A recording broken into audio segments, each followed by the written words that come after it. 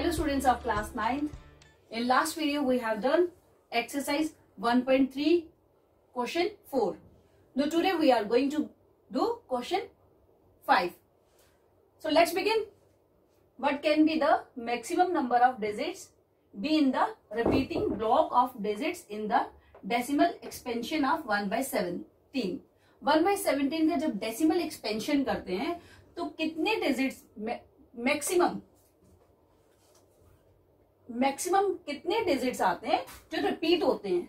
So we are going to divide 1/17. 1 को आप divide करो 17 से तो हमें पता चल जाएगा कि कितने डिजिट्स आते हैं. उसको डिवाइड करने पे कितने डिजिट्स के बाद वो रिपीट होता है. 17 1 जा 17, लेकिन 1 छोटा है तो ये डेसिमल एक्सपेंशन में जाएगा. यहां क्या डेसिमल लगाओ और यहां क्या हो जाएगा 0 ऐड अगेन 0. अब 17 1 जा 17 5 जा 85 माइनस 15 0 17 8 जा 136 माइनस 4 कैरी 1 14 नो अगेन 0 140 17 8 जा 136 अगेन 4 0 17 2 जा 34 सब्ट्रैक्ट 6 0 प्लेस करते चलेंगे क्योंकि डेसिमल में किया है तो 0 अपने आप प्लेस होता जाएगा. 60 17 3 जा 51 9 so 9 is less than 17 again we put here 0 so 17 5 जा 85 5 देखो रिपीट नहीं हो रहा है. 9 अभी कहीं रिपीट ये कोई वैल्यू भी रिपीट नहीं हुई. जहां वैल्यू रिपीट होगी वहां हमारा डेसिमल एक्सपेंशन स्टॉप हो जाएगा. 50 17 2 जा 34 माइनस 16 no 0 160 17 9 जा 153 7 is not repeating again 0 लगा दो. 17 5 जा 85 more than 17 17 3 जा 17 4 जा 68 कैरी 2 0 17 1 जा 17 माइनस 3 0. जहां नंबर रिपीट हो जाएगा हमें वहीं रुकना है. तो कोई भी नंबर अभी रिपीट नहीं हुआ है तो हम लोग आगे चलते चलेंगे. 17 1 जा 17 कैरी 13 नहीं हुआ है 0 130 17 7 जा 119 कैरी करेंगे यहां कर लेते हैं. कितना आ जाएगा 11 कैरी यहां से हमने कंटिन्यू किया 11 0 प्लेस करेंगे. अब 17 110 कितने में आता है 6 जा 102 माइनस किया अगेन 10 में से 2 गए 8 ठीक है 0 प्लेस किया 8 कहीं रिपीट हुआ 15 14 4 6 9 5 16 कहीं रिपीट नहीं हो रहा अभी तो हम लोग अभी आगे चलेंगे. 80 17 4 जा 60 8 12 कैरी 12 भी रिपीट नहीं हुआ अगेन 17 7 जा 119 कैरी 1.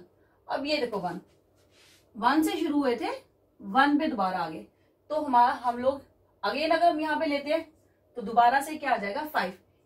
इस वैल्यू से दोबारा ये वैल्यू सारी रिपीट होंगी तो मैक्सिमम वैल्यू कितनी रिपीट होती 1 को जब हम 17 से डिवाइड करते हैं तो डेसिमल में हमारा मैक्सिमम आते हैं डिजिट्स।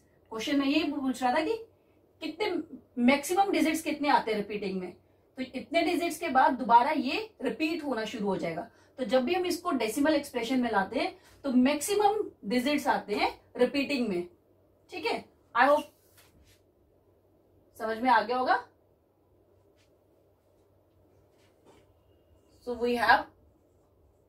वी ऑब्जर्व मैक्सिमम, जब हमने इसको डिवाइड किया तो हमें मैक्सिमम डिजिट्स मिले। So we observe maximum numbers of digits be repeating.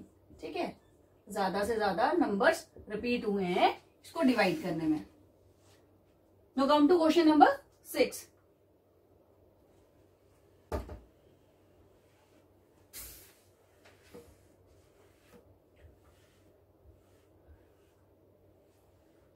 Question number 6 says, question number 6 हमारा कहता है look at the several examples of rational number in the form p by q।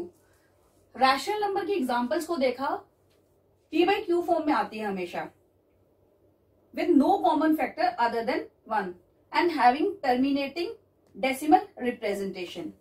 और उनके बीच में कॉमन फैक्टर 1 के अलावा कोई भी नहीं होना चाहिए। गेस करो ऐसे कौन से नंबर होंगे जिनके बीच में कॉमन फैक्टर सिर्फ 1 होता है। तो हमें ये एग्जांपल, खुद एग्जांपल्स लो, इस तरह के नंबर सोचो कि वो रैशनल फॉर्म में आए और उनके बीच में कॉमन फैक्टर 1 के अलावा कोई भी ना हो। ठीक है, examples of, I am writing here not full question, examples of rational number in the form, किस फॉर्म में लेनी है, p by q फॉर्म में। डन। तो with no common factor, no common factor, कोई भी फैक्टर 1 के अलावा नहीं होना चाहिए, अदर देन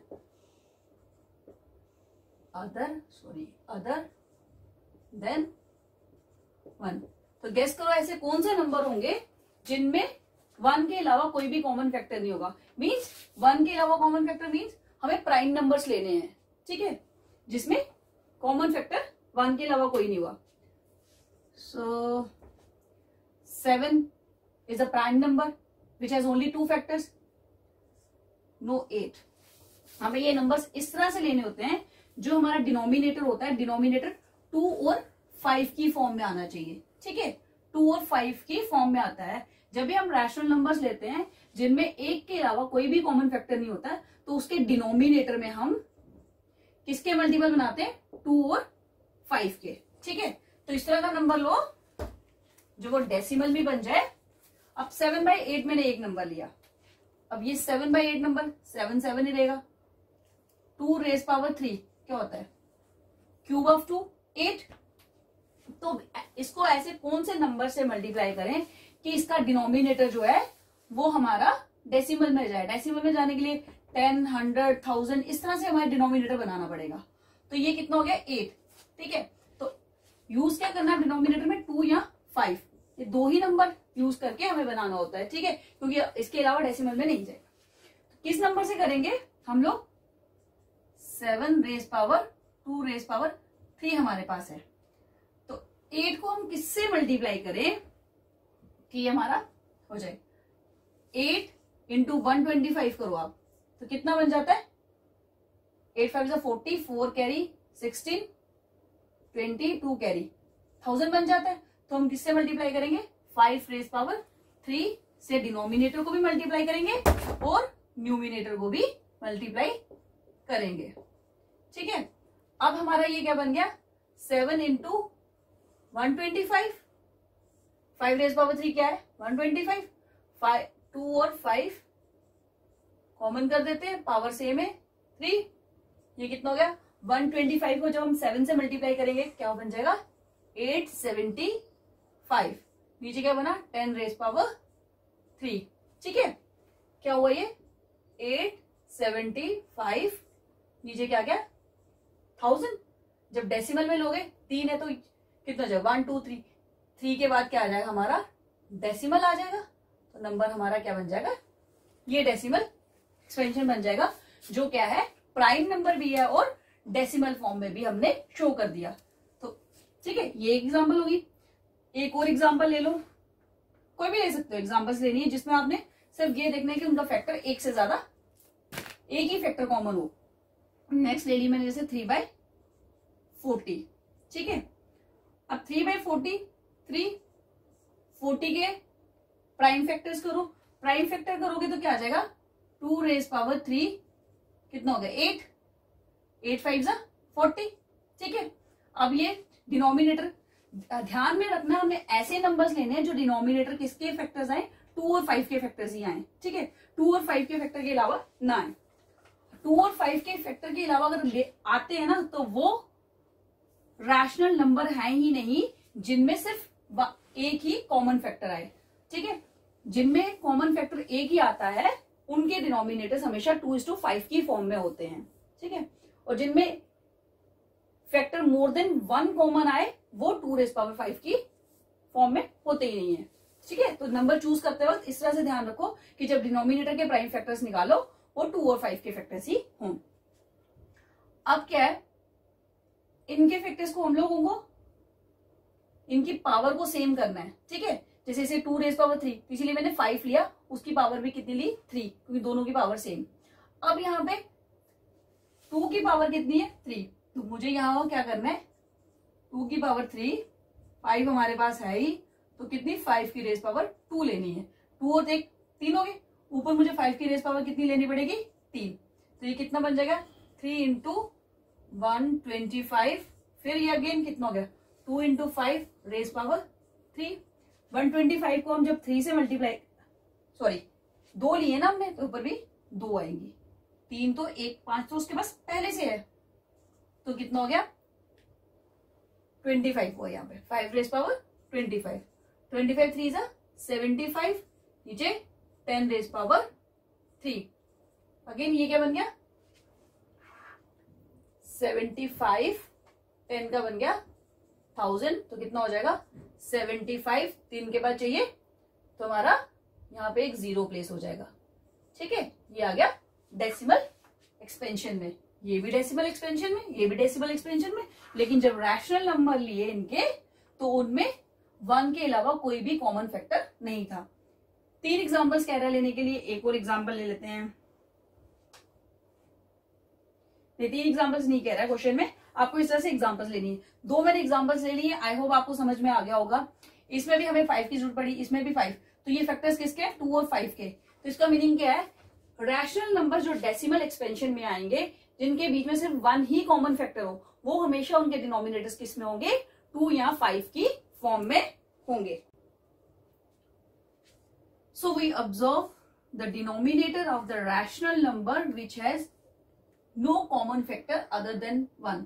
डिनोमिनेटर जिनके 1 के अलावा कोई भी कॉमन फैक्टर्स नहीं है, तो वो किसकी पावर से होते हैं 2 की पावर या फिर 5 की power. So we observe the denominators of rational numbers of above, जो ऊपर सॉल्व किया हमने above rational number are in the form of 2⁻m or 5⁻m are both। तो हमने ये ऑब्जर्व किया कि कोई भी रैशनल नंबर्स ले लें जिनके कॉमन फैक्टर एक से के अलावा कोई ना हो, तो उनके डिनोमिनेटर्स जो होते हैं वो हमेशा किस फॉर्म में मिलेंगे 2⁻5 या 5⁻, या फिर दोनों की फॉर्म्स हो सकती हैं। तो आज की वीडियो यहीं पर समाप्त करते हैं। नेक्स्ट वीडियो में हम इसके अगले क्वेश्चंस लेके आएंगे इस एक्सरसाइज के। Thank you.